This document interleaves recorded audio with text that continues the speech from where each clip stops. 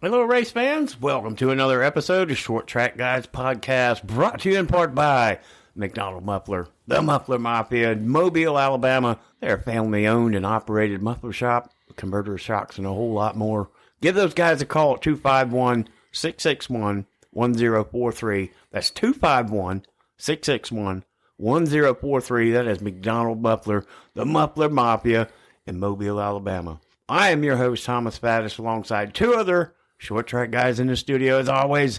Jim Pokrant, driver of the 07 Can'tQuitFishing.com sportsman and 2021 sportsman champion, and Ted Baber. Ted Baber Video Productions.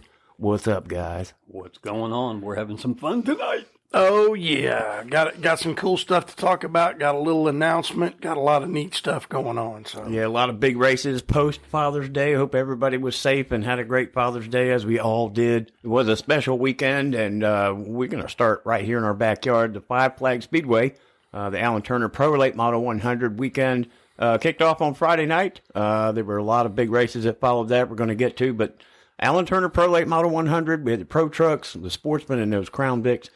Jim, your sportsman was out there, and tell us what happened in that class. Oh, we showed up and we practiced. The car seemed to be okay. I've got something going on with the motor laying over at the end of the straightaway. We got some work to do there, but went out to qualify. The car drove really weird. I come in, the right front brake the car wouldn't stop. The brakes were like melted.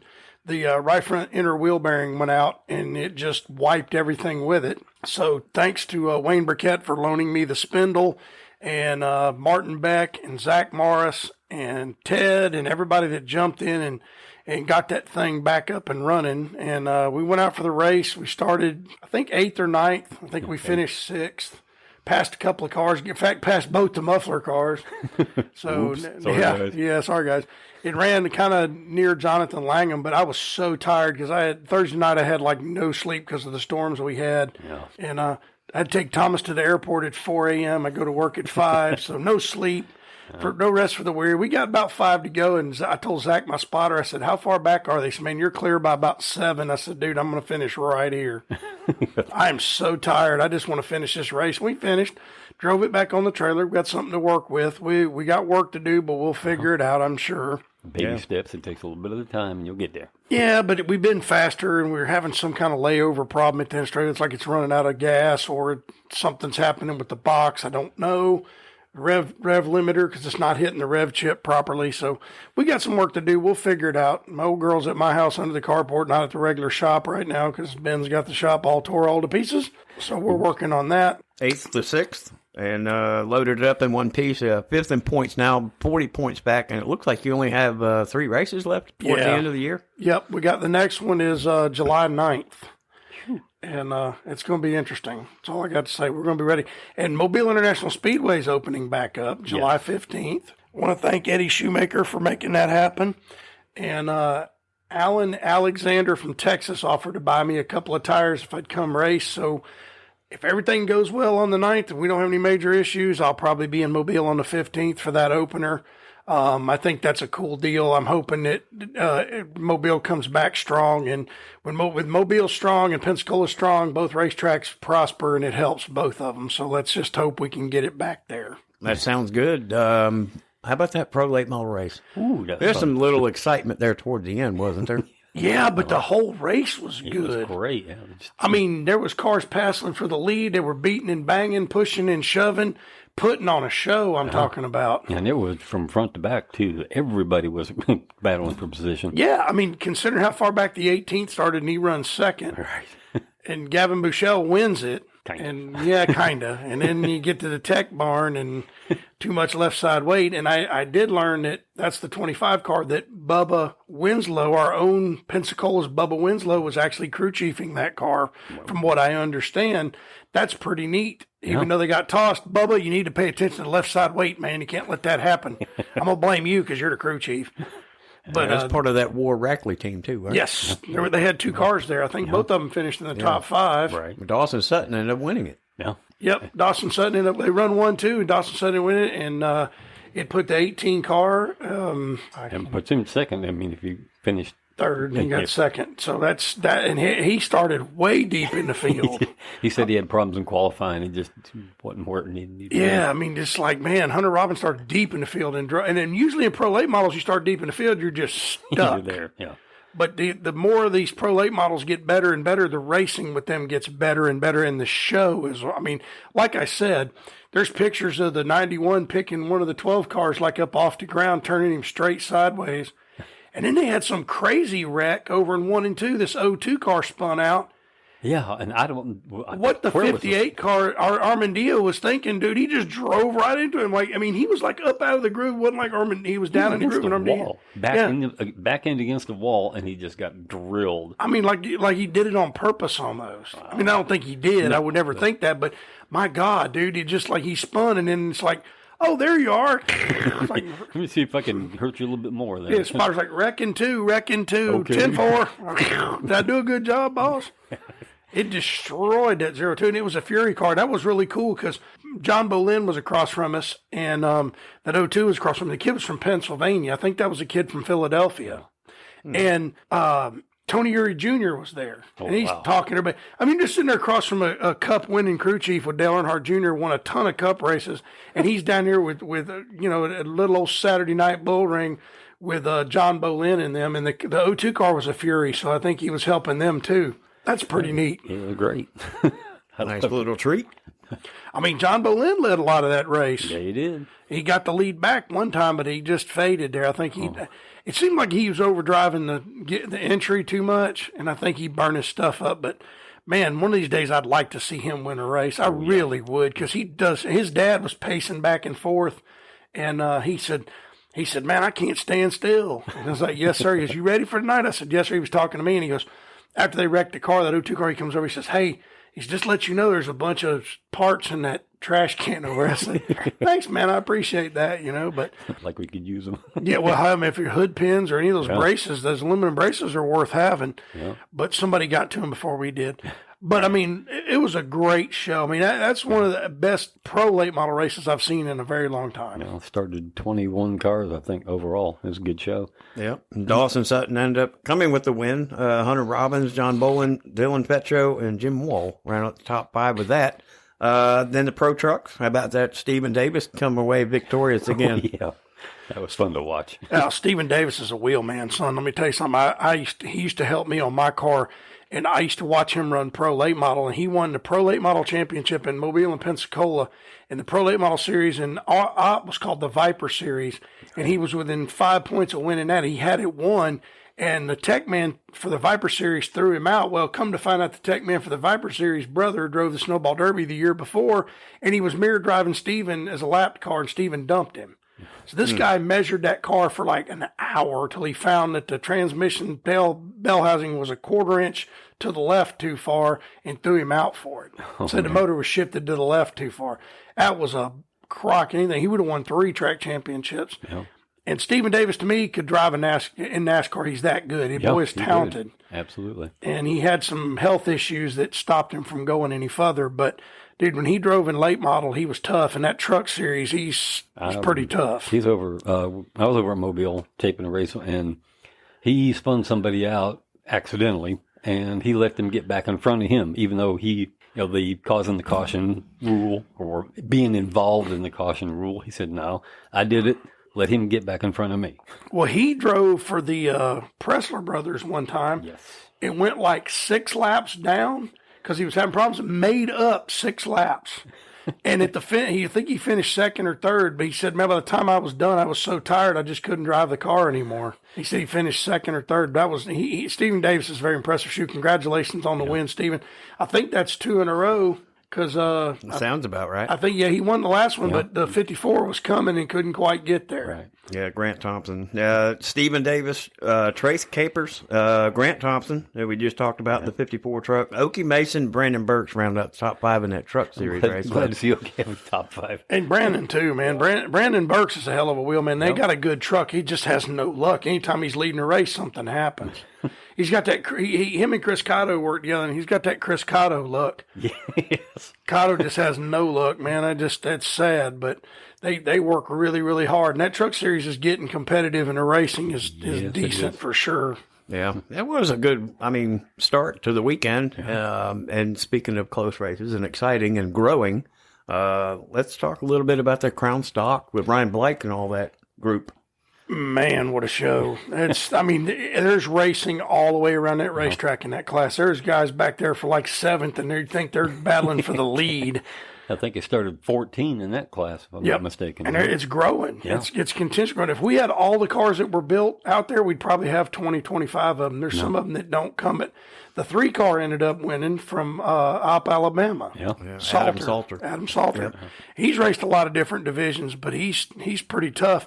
Ryan Blake, I think, runs 2nd. Mm-hmm. I believe so. Yeah. And just to say this, we're going to start something. It's going to be the Story and Blake Roofing Crown Vic Driver of the Week.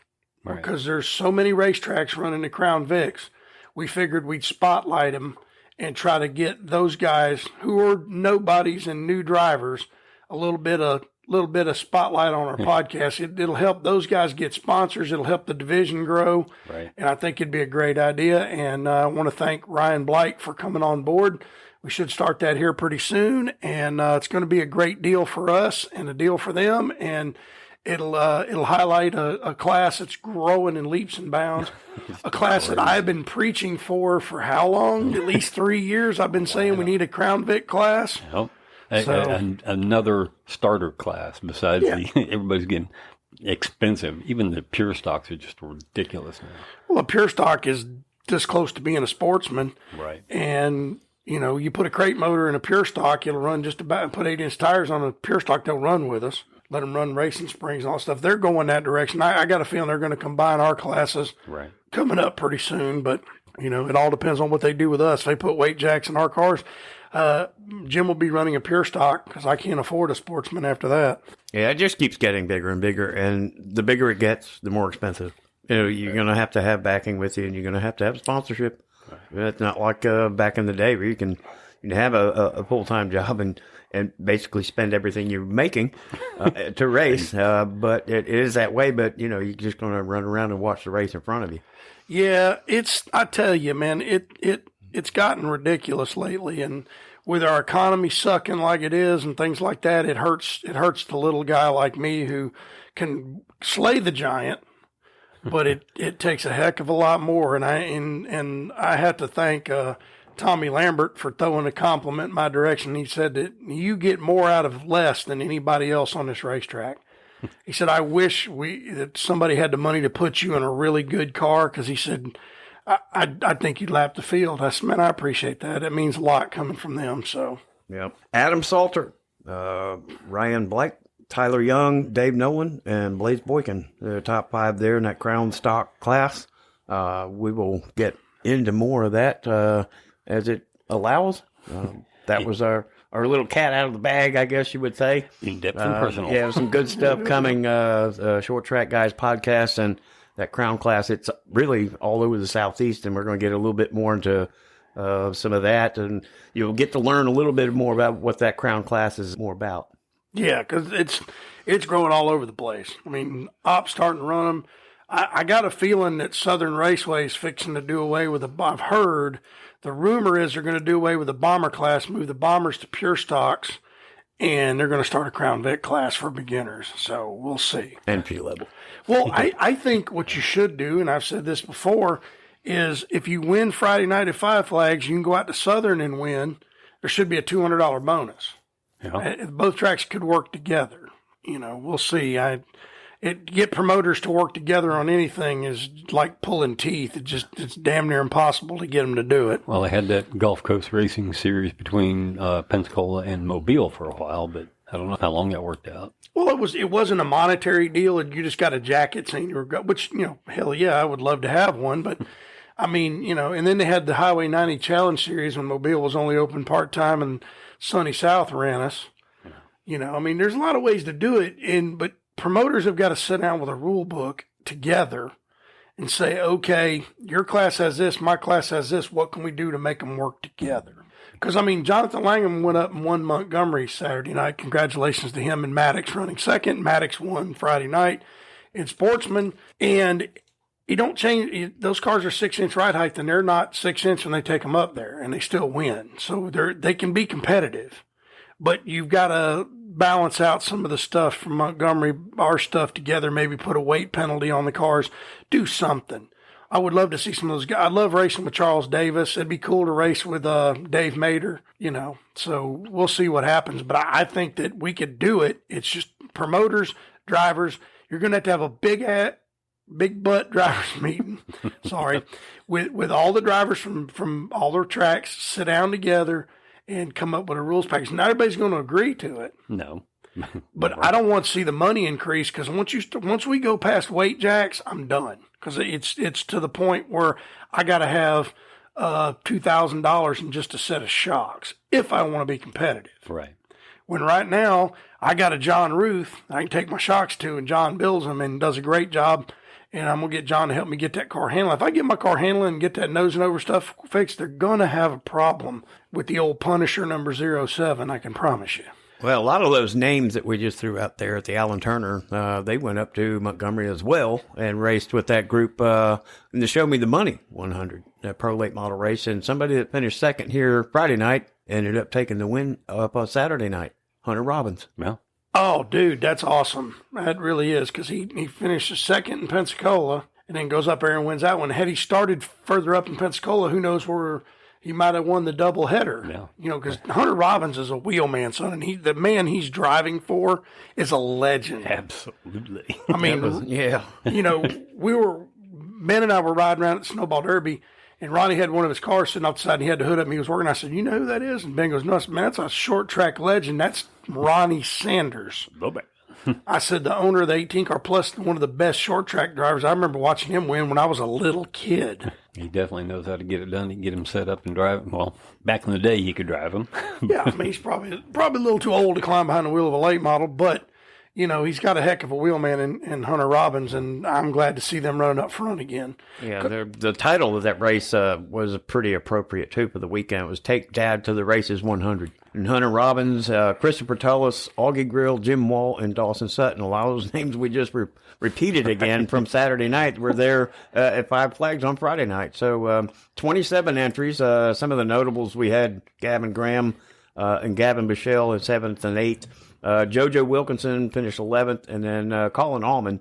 Got to give a shout out to him, because he drove from Plant City, Florida, which is down in that Tampa area, to come running that pro late model race. I know he wanted to finish better than that, but 13th, give him a shout out, Colin. Thanks for coming and loading everything up in the trailer and driving all the way up here and competing. Well, Colin Allman ran Friday night in Pensacola also, so. You imagine running Friday night, and then you got a few hours to get the car prepared, cleaned up, checked over, make sure nothing's broken. Turned around.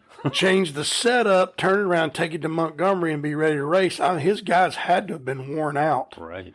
And Jim Wall, a big shout out to him. That's two top up front finishes. And there was one race in Pensacola not too long ago. He was qualifying, and he was about to take the pole, and the right front tire came off the car, and he slammed in the fence and ended his night. So Jim Wall's been doing pretty good in them pro late models. Yeah. It's a good shout out to him and his crew for what they did. And that's another crew that went home, got the car ready, and was in Montgomery and ran another great race. So, I mean, that's cool. They come up here with no guarantees we were even going to run, because the weather was looking just monstrous. Yeah, I wanted to go up there Saturday night, but I kept looking at the weather, and I'm thinking, I'm going to drive all the way up there, and we're going to be in the middle of a tornado at Montgomery Motor Speedway, and I just didn't want to get involved in that, and I'm sad that I didn't, because we missed a heck of a show. Yeah, that weather got bad around here for sure. True. Thursday night, it was awful. Speaking of shout-outs, we've got to give a shout-out to one in the old studio, Ted Baber. Called it the Milwaukee Mile, the Father's Day 100. He's got results, and a little cheer going his way, because I think he picked the winner. I had a slight idea this guy might have. Well, okay, now, fair enough. I mean, being fair is fair. Tom Majeski did cross the finish line first. The results are not 100%. Well, they're not going to take the race from him. No. But he had an intake manifold that was painted, and the rule book clearly states intake manifolds must be stocked with 0 coatings. Oh, well. And there's a controversy. It's been confiscated.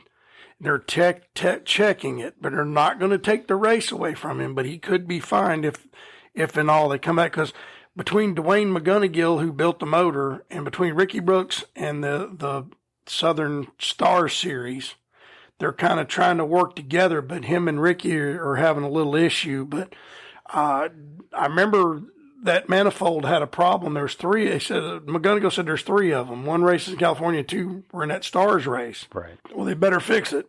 They're take it off and get it sandblasted, because if not, they're going to get in trouble and eventually they're going to get tossed. And I'm not saying it made a huge difference, but a rule's a rule, and I'm glad to see him enforcing the rules. Yeah, I mean, Ricky is that guy who's going to do it. He's going to hold you strictly to the rules there. Don't have to worry about that one, I guarantee you. Well, his SRL series is getting bigger. Yep. And I'm telling you, Bubba Pollard's leading the SRL points right now. So that's going to be interesting to see if Bubba can win that and maybe win the Blizzard Series at Five Flags and maybe one more. He's going after several this year. So, but I'm just saying, Ricky does a great job, and I think the people with ASA are doing a great job as far as teching the cars, because the rule book says no coating, it's painted. So that's coated. Right. And if it's a paint that's a heat protective coating. Right. That's the problem. That will be the big issue. And if that's what it is, Ty should have to pay a big fat fine for that one. Well, he had outrun a really stellar field, too, because Cole Butcher came in second, Casey Roderick third, Carson Hocevar fourth, the Minnesota Missile, William Swalish, rounded out the top five. Then he had Gio Ruggiero, Gabe Summers. Bubba, probably not his best finish, but, came in eighth, still at the top 10, so, at least he did do that. Derek Krause ninth, Billy Van Meter was rounded out the top 10, and had Jonathan Island, Brian Syer-Keski, Austin Nason 13th, Levon Vandergeest 14th, Barrett Polamus, Ryan Farrell, Luke Finhouse. I'm sure that wasn't the finish he wanted, coming in the 17th position, but, things happen. We don't know specifically what took place there. Then Harley Jankowski, Sean Hingirani, Steve Siegelman, Albert Francis, Jeff Storm, Justin Mondyke, Joseph Schultz, and Dan Fredrickson. Ooh, that's really uncharacteristic of him to finish shotgun. Some pretty stout drivers there at the tail end of that, too. That's kind of surprising, but, it is racing and it happens. Yeah. Yep. Well, especially Dan Fredrickson, who won that big race and got tossed for a half-inch of spacer. And that was another thing that was a rule that was changed at the Stars. He said he ran that spacer for the last 4 years and didn't have a problem. Well, the Stars changed it from an inch to a half inch, and he got tossed for it. So It is what it is. He knew he was wrong. He didn't. He said, well, I guess we should have read the rule book. He took it like a man. I'll give it to him. It does help. Yeah, but that's uncharacteristic. You're right for him to finish dead last. No, it's not normal. Not normal for Bubba to run eighth either, but hey, everybody has a bad day. Right. Yeah, he got back on the wheel and no holes in the radiator this week, but not the finish he wanted, and he's still hanging in there. They've got some time left. That was the Father's Day 100th, the Milwaukee Mile, the ASA Stars National Tour, with a big, huge, stout field, and we'll be talking about more of that possible adjustment from the top maybe next week once we find out a little bit more what happened and what they're going to do. Well, if they didn't take the race away from him for it, and they said they were not, but he might get fined, may lose some points, we'll see. Just got to get right for the next time. Yep. That's like, you have a rule, and we should stick with it. We have a rule in our class, we have to turn in 2 tires, and ain't nobody turning in tires. And I'm getting sick of that because I take 2 down there and turn them in, and nobody else is. We think they're doing. You think they're not soaking because they haven't even checked that. You know what I mean? We got to quit weighing and paying. Wow. There comes a time when we start pulling parts and start looking at stuff. That's just, the racer in me that wants to make sure everybody's on the up and up, because my car is. Yeah, it's ridiculous. I mean, if you're not turning tires in, they're marked and you're going to show up, they should go, you know what? These 2 right here, you can't use them. But you're welcome to go in that pile over there and pull you 2 out. And those are the ones you're going to run tonight. And if you don't turn 2 in, you're going to run 2 more out of that pile next week. And the next time, guess what? You're going to get 4 out of that pile because you're not going to be allowed to purchase 2 tires. Got to come up with some kind of system to make it right. They've got a scanner. All those tires have a barcode. Right. That's all you got to do. And if it's not scanned and it's not there, guess what? I mean, some stuff's got to change because it's getting ridiculous. You know, I'm not a tech man or a promoter, thank God, because I'd be in all kinds of trouble. Oh, if I was a tech man, you'd guaranteed I'd have to hire a bodyguard or carry a gun, one. Or both. Or both, because I would throw people out left and right. I'm like, nope. What's that say, black and white right there? Nope. See ya. There'd be nobody left. Oh, no, I wouldn't be that bad. But I mean, if there's some cars that do certain things and have certain parts that you know they've got. Well, I mean, looking at the field that was there Friday night, you were the only representative from Florida. Yep. The entire field. And finally, Five Lake Speedway changed my address, thank goodness. Jeez, I've been in Milton. They keep saying I'm from Milton, Florida. If you'll look at my driver info sheet, it says I'm in Pensacola, Florida now. Thank you. I'm sitting on the first row from Milton, Florida. What? I hadn't lived in Milton in over a year. Can we fix that? Yeah, I'm a Pensacolian again. But anyway, enough with my fussing and ranting. But we got races to talk about, man. I'm excited about this year, though. Some of the super late model races have been really well. The pro races are going really well. There was another race in Montgomery that we haven't spoken about yet. Oh, the Grand National Super Series, sir. Right. Let's run that one down there one time because one of our, a driver we follow, Jeremy Mayfield, is running in that field, and man, did he have a good weekend. First in the first race, second in the other one, excuse me. Yeah, he did. He won the first one, finished second in the second one for the overall. And then the end of the first race, it was A.J. Hendrickson, Jason McDowell, Joe Wilder, Cody Dennison, Donnie Doster, Wesley Scott, Dusty Silvers, Brian Sosobi, I hope, Kevin Croner, Mike Kirk, and Bob Shack. Oh, yeah. I bet his name is Sosby. Sosby? Like, there used to be a racer in NASCAR called Goober Sosby. Okay. I bet that's what it. I can't see it from where I'm sitting, but I bet it's Sosby. I think you're right. I do not have my glasses. Pardon me. Oh well. I thought you had your eyes fixed. For way out there, not right up. Gotcha. Well, Goober Sosby, my dad knew him. Sonny Black. I can tell you a funny story. My dad's friend Sonny Black was racing against him, and Goober wrecked him. Oh. And Sonny went over to whoop his behind, and before Goober got out the car owner of Sonny's car done popped him in the back of the head with a tire iron and wearing him out. And Sonny's like, "Get off of him, let me have him." But yes, probably Sosby. Anyway, yeah. That's good to see that series come down. I hope they continue to come this way. You know, they always run a double headers, and A.J. Hendrickson won the second one, but Jeremy came in second. So, overall he got that. Then Joe Wilder, Donnie Doster, and Dusty Silvers.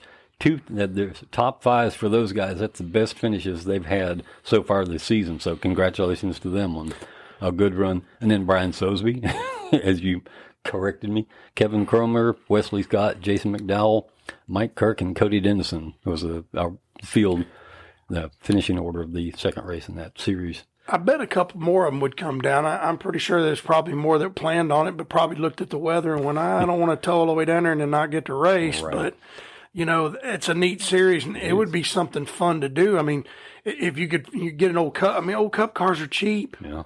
Stick your motor in it, show up, and race with the big dogs. Especially, man, Jeremy Mayfield, who's a Cup winner and a heck of a wheel man himself. It'd be fun to watch. Had it not been for nasty-looking weather, we'd have been up there ourselves. We just weren't sure either. Yeah, but I was so tired Saturday, and I had to go get my ex-crew chief, ex-spotter, Frank Ucci, had to go get his lawnmower for him. He bought a new lawnmower, so I had to unload my car. I was so tired Saturday. I mean, I was worn out from not getting any rest. But I'm going to tell you what, the next time they come nearby here, whether it's Nashville or wherever we're going, because I want to see those guys. I'd like to talk to them, especially Mayfield. Right. I got an autograph book that he can sign. There you go. There's a couple of shout-outs before we give Mr. Brandon a salute. Josh Berry, I know we don't venture out too much from the short track stuff, but I think it's duly noted that Josh Berry is well-deserved of the accolades that he has just been rewarded for. His hard work and his determination behind the wheel, signing with Stuart Haas, and is going to take over Kevin Harvick's ride in the Cup Series in the number 4 car. Wow. How cool is that? Very, very cool. Late model stock driver okay, for Junior Motorsports. That's what he did. He ran their late model division. And then he gets a one-off chance to drive a Xfinity car, does very well. So Junior puts him in 12 races and he wins one of them. Comes back the next year and is in the Final Four for the championship. Yeah. Now, he gets in a cup car for Chase Elliott. The first race, not so good. The second one, top 10, and was actually led some laps. He really impressed some people. And this is a guy who earned his way where he is. He didn't write checks. No. And Tony Stewart said, this is the future. I want drivers that earn their way. I don't want drivers that write checks. And that's why he wanted, who's that modified driver that drives for him in the Stewart Haas? Oh, Lord. I can't think of his name right at the moment. It just Matt escapes. Hirschman? No. He drives the 41 Cup car because Ryan Preece. Ryan Preece. Well. Tony Stewart wanted Ryan Preece, and Gene Haas wanted Cole, whatever his name is. I can't think of his name. He's insignificant. He didn't win a race, so he went on. But Tony wanted him in the car because he's a short track guy and he earned his way there. Right. And that to me, that's a racer, not just grandpa and grandma or granddaddy writing checks and getting you up there. Buying your way in. Yeah. Yep. I mean, now you can say that about Joey Logano, but Joey Logano won in everything he ever raced in. And that 20 car at Joe Gibbs, whenever Tony Stewart vacated, that car's been cursed ever since. Because Joey just, it was like, he's going to win a ton of races, and he didn't. And he went over that 22 car, and boy, the can of whoop behind got opened up, and he went to whipping people's butt. Yeah. But I mean, none of these rich kids, man. I'm so proud that Josh Berry's going to drive that 4 car. For once, talent overcomes just pure money. That's right. And I wish him all the luck in the world, man. Being a short track people that we are, and he's a short track guy. Mm-hmm. I hope he wins a ton of races and makes the Hall of Fame. Yeah, well, I'm glad you said that as far as the rich kids go. But this next shout out that we're going to give is don't know really his background in the finances, but as far as racing goes, I know it didn't have anything to do with really money. And we're talking about Christian Rose, and he's been a guest on our podcast 3 times. If you haven't been aware of his story, it's episode 17 in our first season. Racing Has a Rose. Listen to that story, and you'll get a understanding of where Christian came from and how he got started and where he is now. Congratulations, Christian. Another top 10. Yes.